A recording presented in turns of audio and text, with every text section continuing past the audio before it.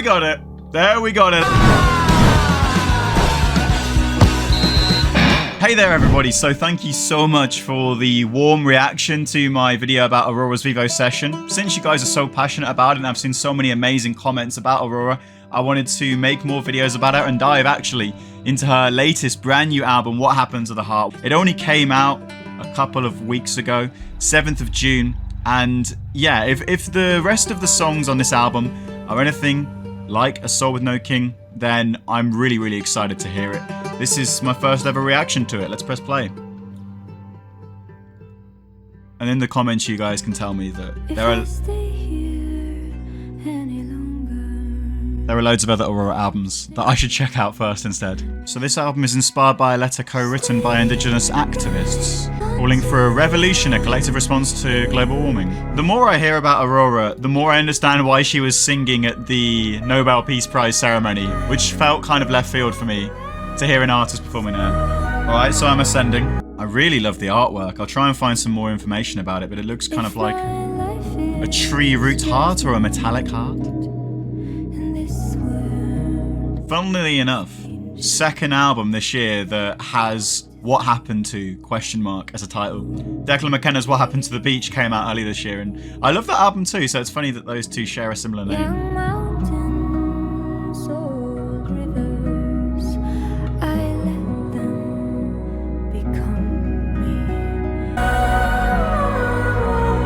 And it's such a delicate opening track. It feels like the curtain is opening. So Aurora was saying again about the name of the album. Though its precise function and anatomy were not clearly understood, the heart was believed to be the centre of the soul, of intuition, of emotion and intention. Until we decided these were qualifications of the mind, emotion overpowered by logic. And with a world so corrupted by money, power and selfishness, you cannot help but ask yourself what happened to the heart. That's a beautiful sentiment. As a philosophy graduate, Aurora is giving me a lot to work with here. I kind of want to call her music pantheistic. Meaning like oneness, like wholeness and completeness within nature and the universe. I guess pantheists believe that God very literally exists as oneness within nature, and Aurora's music feels like it's tapping into that philosophy, that feeling of oneness and wholeness and no separation between consciousness and nature. Track 2, To Be Alright. Liking the drums kick in, and that's a very strong like indie pop staple.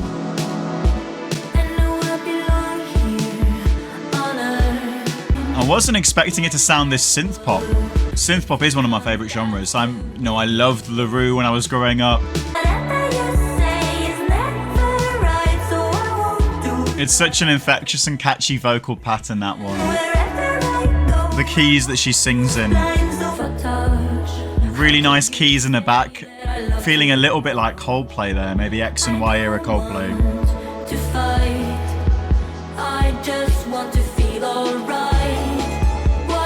I don't want to fight, I just want to feel alright. Hey, I have an idea. Aurora should perform at the Eden Project in Cornwall. I think Muse might have done that before. I've seen Foles do a really cool Radio 1 session at Kew Gardens. I want to see Aurora surrounded by tropical plants and trees and flowers. It maybe feels a little like Björk in places.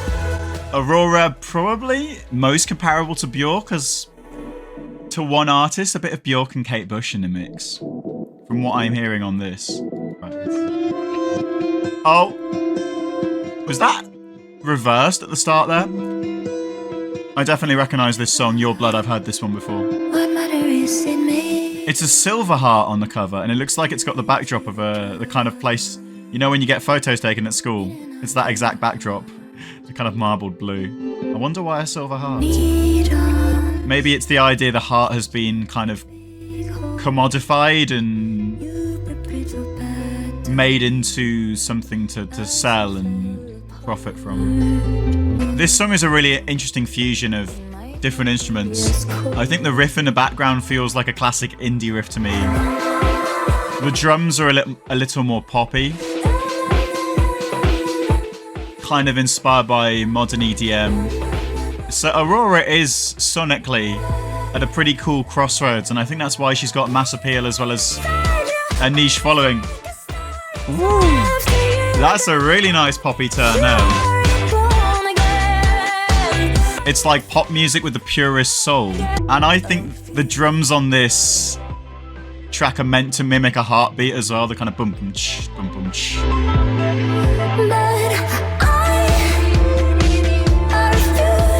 Yeah, that's a really clever little Easter egg if that is the case. Get those pulmonary arteries pumping. There's so many beautiful layers in this song. And wow, there's, I think, an arpeggiator going in the background there. It feels very kind of 80s techno. There's so much going on in each of these songs.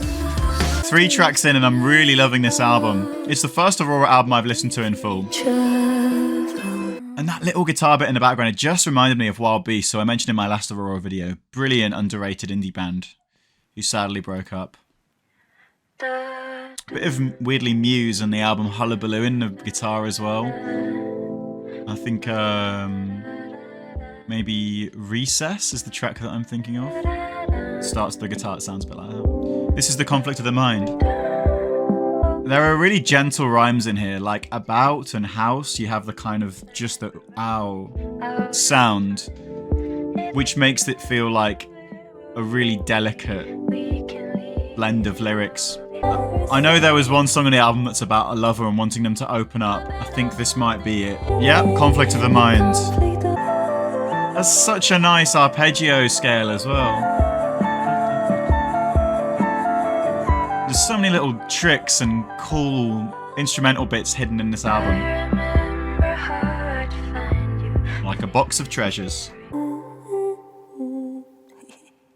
And the little laugh at the end. That's so cute. The Conflict of the Mind. And now we're onto Some Type of Skin. I know this track was talked about a bit. It's the other one that was performed in a Vivo session. Hit me hard where I am soft. Billie Eilish reference. Hit me hard and soft. It's all one shared universe in a musical universe. Loving the build up.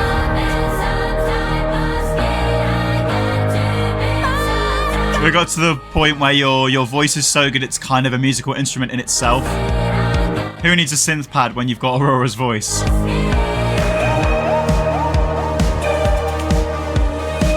Very 80s feel there. It's almost a dash of Neverending Story. My god, it's a lot. In another life, home feels like home. I mourned you. I love that chord progression.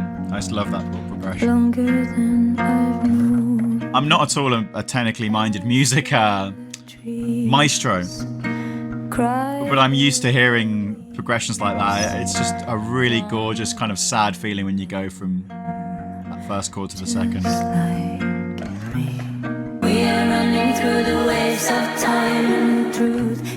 What does that overlap of vocals remind me of? Maybe a bit of Lord, like Solar Power. More of the voice being an instrument there. I am impressed. I'm impressed. Man, it's been 20 minutes. How's it been 20 minutes? Aurora makes time fly. Because you go into a bit of a trance-like state when you listen to her music, I think. It's why I listen to artists like Aurora. I listen to a lot of ambient music when I'm on coach journeys because it just makes kind of time feel a lot quicker. And she's got that quality, so I'm really happy that I've discovered her. Next time I'm on a 3.5-hour coach to London, pop on a bit of this. With the essence of us. There is a dash of Billie Eilish-esque vocals at the end here, the kind of whispered hush. Wonder if they're friends. With the essence of us.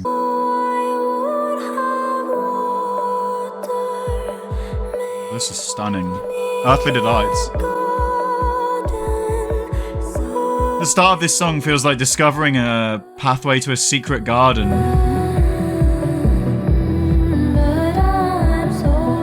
I think the production is a little bit like Phineas's production in places. That's probably why I'm getting a bit of a Billie vibe from it as well. Her vocal patterns are so unique. It's like... it doesn't really sound like anyone else apart from her in terms of the keys that she sings in and the progression of the key. Okay, this is when the dark dresses lightly.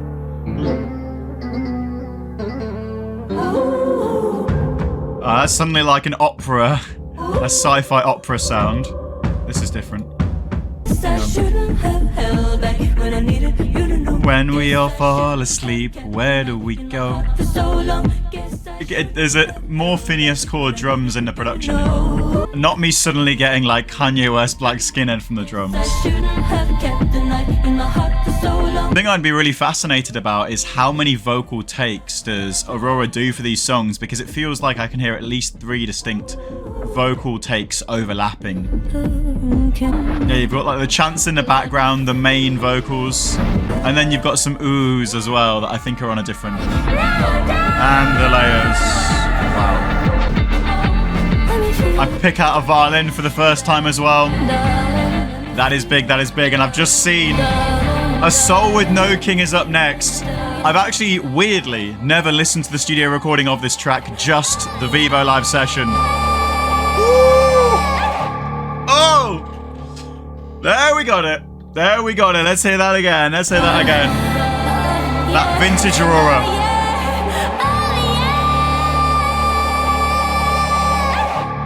Oh, tingles, man. Woo! I love Aurora for that. She's one of the only artists who can suddenly just hit notes that make your pulse start racing. Now, here we have A Soul with No King, which feels very medieval in the production. Is this Skyrim core? The live session version is a lot more stripped, I think. It is a mandolin.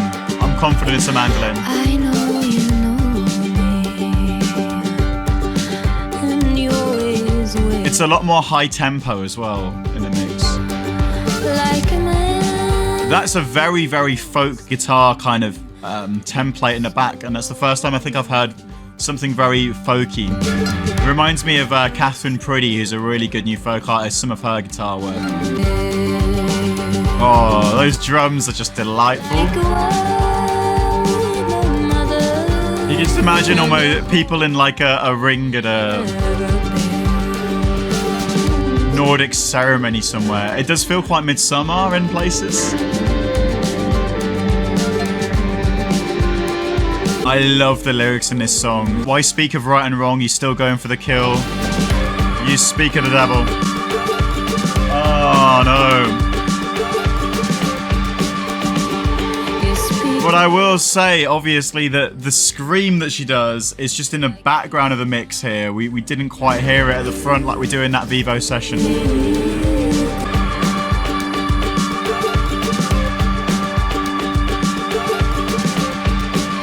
Look, it's still amazing, don't get me wrong, but I think I'll always love that Vivo session for just how pronounced that scream is right at the front.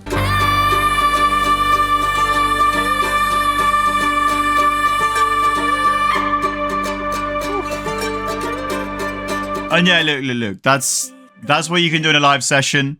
I'm not saying better or worse, I'm just saying I love that. That was my first proper impression of Aurora where I'm like, oh shoot. That's Aurora. It doesn't feel right swearing in an Aurora video. Man, she's got me behaving myself. Anyway.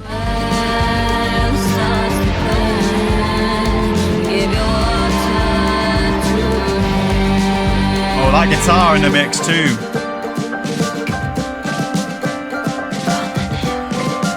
This does still feel like the highlight of the album for me. Oh yeah. We do get more of that scream in the backdrop, to be fair. This is Dreams. More Lord of the Rings feeling vocals. We're back in very folky territory now. I think it's impressive that this album really balances the plugged in electronic moments with the tender acoustic quiet ones so well. It doesn't feel like there's an incongruity. It doesn't feel jarring or out of place. It's a very natural, nicely flowing transition. I'll tell you what, it's kind of musical therapy at a point. I know I feel so much more relaxed and happy about 40 minutes into this album than when I started it. And that's just a sign that this is a really great piece of music. Why is she fondling that rocking horse? Whatever you want to do, Aurora. It's a very nice rocking horse. This is very, very Catherine Priddy. And I need to shout Catherine out. She's a fairly successful folk artist. Her debut album, The Eternal Rock's Belief, was gorgeous, and her new album, The Pendulum Swing, which came out this year, is also brilliant. So make sure you check out Catherine. She actually recently did Jules Holland. If you enjoy this kind of Aurora, this dream style Aurora, you'll like Catherine's music a lot. You know, I will say, I think there are some fabulous artists out there, but I can't think of a single artist in 2024 who does as much with their voice as Aurora does. I really keep coming back to the feeling that her voice is just like another instrument in a way that very few singers, you know, have that tool in their arsenal. And I mentioned Hayden Thorpe and Wild Beast a lot. I think if you listen to Hayden Thorpe, you will see a similar incredible range of using the voice like an additional instrument all throughout, you know, Hayden Thorpe's record, former lead singer of Wild Beasts, and his solo content especially. And this is the first feature on the album. Ain Brun, I hadn't heard of before, but she's another fellow Norwegian singer. And we're sounding very electronic. You see, we've gone from an unplugged folk track to really heavy electro synth pop. And almost like Morse code in a backdrop. Was hidden somewhere in the back of my brain. Some of that distant panning percussion that almost sounds like you're hitting, you know, pans and pots in the kitchen. It feels quite Radiohead, whether like Tom York's Cymbal Rush or Amnesiac era to me. I was a part of your world. Like Push Pulk Revolving Doors. No way! No wonder this song sounds electronic. It's produced by Tom Rowlands of the Chemical Brothers. That is incredible. I'm so glad I looked that up. There you go. No way! No way! Kane Richer. Kane Richer is on drums in track 5. Kane Richer is co-member of the band More, who I absolutely adore. I have met them a couple of times, interviewed them in London last year at Lafayette. That is so cool. Shout out to Kane Richer, and make sure I'll put a link in the bio for his band More with Malcolm McRae. They're brilliant. They're like the next Strokes. But really, looking at the credits, which I think is really important on an album like this, you've got the Mellotron synthesizer, Aurora programming herself, you've got guitar, bass, different synthesizer, drum programming drums, Juno 106 synthesizer, an Ebo guitar, a vocal ensemble conductor, a fiddle, love a fiddle, a pipa, a traditional Chinese instrument. What track is the pipa in? Track 11. So that's this track. There's a pipa in this track. That's so cool. It does feel like a really authentically, you know, musical album. Everything here is recorded, not like a plug-in. And this is Do You Feel? I'm in a message, Kane. Hey! And suddenly we've got that very Europop feel and energy back. This could almost be like old school Kylie Minogue or Madonna. I mean, I think when you look at the credits and see how many different drummers they had on this album, it makes a lot of sense why the percussion is so good. It's like a whole orchestra involved in this. Only 4 tracks to go after this. It's, wow. It's flown by, this album. It's put me in a great mood. I should start my day with Aurora every day. Get your 5 a day of Aurora songs. This song is called Starvation. And it's like a marching band drum now. How many different drums? I miss the touch of human hands on my skin.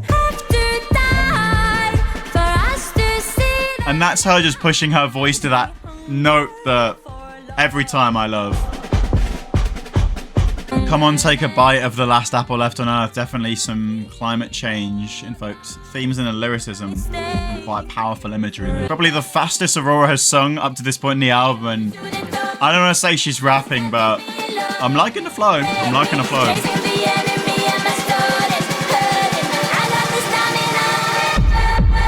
What?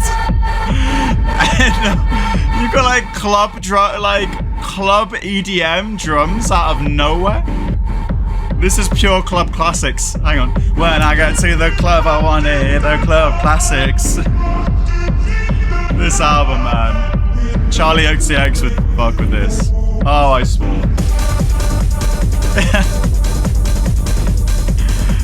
How do you go from the Norwegian wilderness with a mandolin and the medieval energy into the electro club energy of Berlin? Like,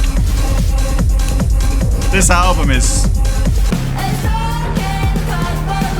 instrumentally, it's almost reminding me of Kasabian's Club Foot here. This is like standard indie rock. And you'd never expect to find it on this record. Like, why is there a polar bear in Arlington, Texas? Feeling quite Lord again to me. With a rocky back, and then suddenly you're on the synth pad again. I can see why they had to have so many people on Mellotron or whatever it's called. Man, the recipe for this album is pretty tasty. And the end result, Michelin star music. I feel like I really need to see Aurora live now. I'm just picturing how much fun the live shows would be. My body is not mine. It definitely feels like the electronic instrumental has dialed up to 11 towards the end of this record. And really interestingly, the third reference to a demon or a devil that I've heard in this album now. There is definitely a strong duality in the record. If there's a demon in the eye of my soul, I guess reflecting on, you know, human nature and our own capacity to damage the world that we live in and create a lot of its current problems. But the light kicks in when I know it's time. I build my walls so it's safe to hide. And the people I love I left behind, they see too much when I look in my eyes. I was just not expecting this album to be half as dancey as it is. Is that a trumpet in the background?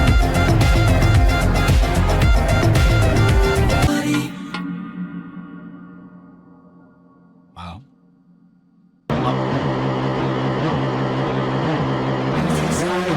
Did we just crash into a deep sea trawler? Okay. Are we gonna have a mosh pit anthem in a Aurora album? Surely you couldn't get a mosh pit in an Aurora gig. What a breakdown. I gotta hit this with a banger alert. This is special, this is special.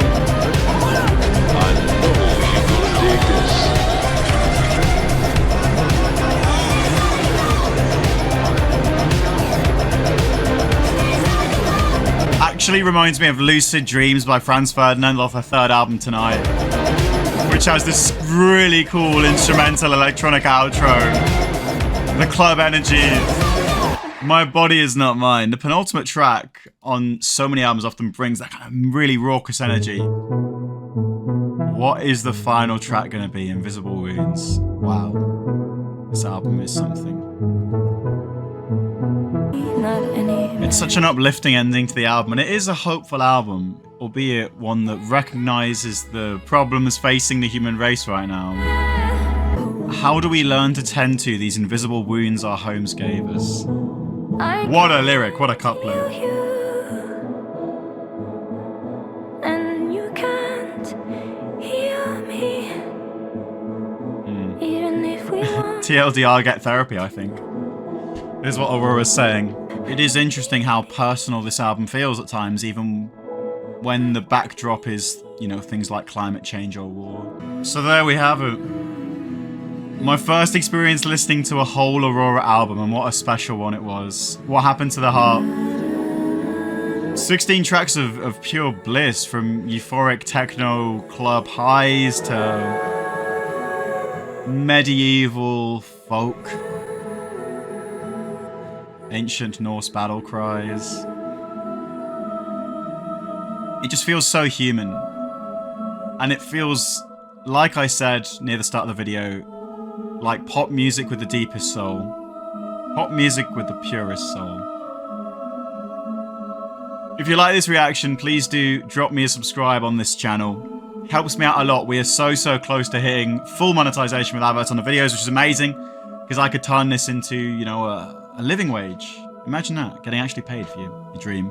And make sure you follow me on Twitch as well, twitch.tv/TimSenna, for more live reactions to incredible music like this. What a gorgeous album from Aurora. Let me know whether it's another Aurora album or an album by another artist you think I should listen to in the comments, and I'll see you in the next one. Peace out, guys.